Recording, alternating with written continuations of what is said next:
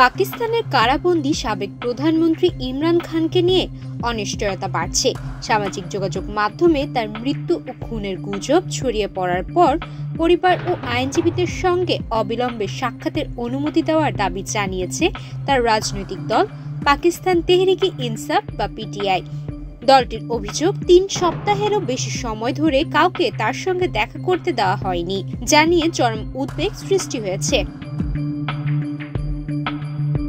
২০২৩ সালের আগস্ট থেকে দুর্নীতির অভিযোগে ১৪ বছরের সাজা ভোগ করছেন ৭৩ বছর বয়সী ইমরান খান। তিনি অভিযোগ করে আসছেন, সেনাবাহিনী পরিকল্পিত মামলার মাধ্যমে তাকে রাজনীতি থেকে দূরে ঠেলে দিয়েছে, যদিও সেনাবাহিনী এসব অভিযোগ অস্বীকার করেছে।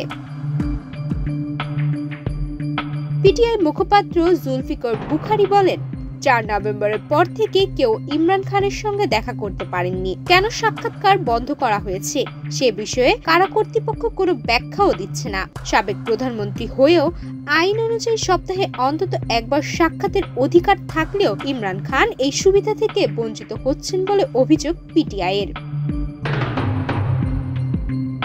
ইমরান খানের স্বাস্থ্যের অবনতি হচ্ছে কিনা তা নিয়েও পরিবারের উদ্বেগ বাড়ছে। পিটিআই নেতারা জানান, তাকে বেআইনিভাবে বিচ্ছিন্ন রাখার অভিযোগে দলীয় নেতাকর্মীরা কয়েকদিন ধরে রাওয়ালপিন্ডির আদিয়ালা কারাগারের বাইরে বিক্ষোভ করছেন। বৃহস্পতিবারও নতুন করে বিক্ষোভের আয়োজন করা হয়েছে। এদিকে পাকিস্তানের স্থানীয় গণমাধ্যম জানায়, ইমরান খানকে একটি উচ্চ নিরাপত্তা বেষ্টিত স্থাপনায় হস্তান্তরের পরিকল্পনা রয়েছে, যেটি তার সঙ্গে সাক্ষাৎ আরো কঠিন করে তুলবে। এতে গুজব ও উদ্বেগ আরো বাড়ছে। সামাজিক যোগাযোগ মাধ্যম এক্সে বৃহস্পতিবার হোয়ার ইজ ইমরান খান হ্যাশট্যাগটি ব্যাপকভাবে ট্রেন্ড করে। রয়টার্সকে আদিয়ালা কারাগারের এক কর্মকর্তা জানিয়েছে, ইমরান খান সুস্থ আছেন এবং তাকে অন্য কোথাও নেওয়ার পরিকল্পনা সম্পর্কে তিনি কিছু জানেন না। তবে তিনি গণমাধ্যমে কথা বলার অনুমতি না থাকায় নাম প্রকাশ করতে অস্বীকৃতি জানিয়েছে। পাকিস্তানের স্বরাষ্ট্র মন্ত্রণালয় এ বিষয়ে কোনো মন্তব্য করতে রাজি হননি।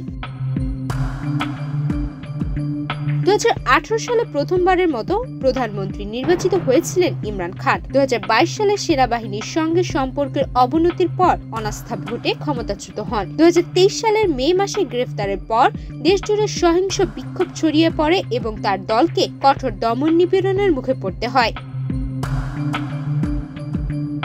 ২০২৪ সালের নির্বাচনে পিটিআই সর্বাধিক ভোট পেলেও কারচুপির মাধ্যমে তাদের বহু আসন বঞ্চনার অভিযোগ তুলে দলটি। শেষ পর্যন্ত শেহবাজ শরীফের নেতৃত্বে জোট সরকার গঠিত হয়। বর্তমান পরিস্থিতিতে ইমরান খানের অবস্থান নিয়ে অনিশ্চয়তা পাকিস্তানের রাজনৈতিক অঙ্গনে নতুন উত্তেজনা সৃষ্টি করছে।